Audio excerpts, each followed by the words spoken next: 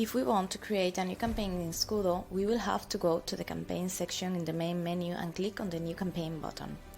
Then, on the creation screen, we will have to set an identifying name for our campaign as well as the start and end dates that will apply to it. Once the campaign is created, we will see the offer creation screen. Here we will enter a name, select the payment model, set the cost per action, and optionally activate monitoring mode.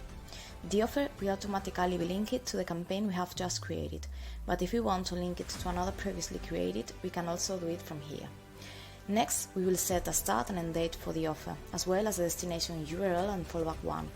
The fallback URL is the one that users who do not comply with the config requirements will be redirected to.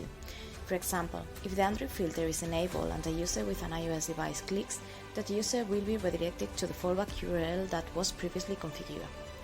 Finally, if necessary, we will set segmentation filters such as operating system and country, and we will link a fraud template if desired.